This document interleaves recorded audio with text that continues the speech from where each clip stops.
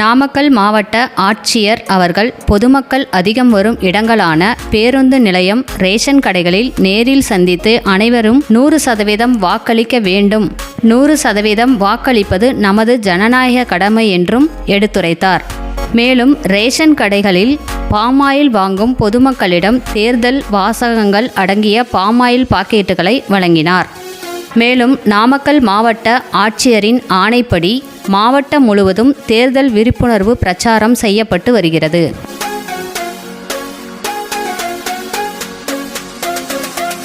Let's go.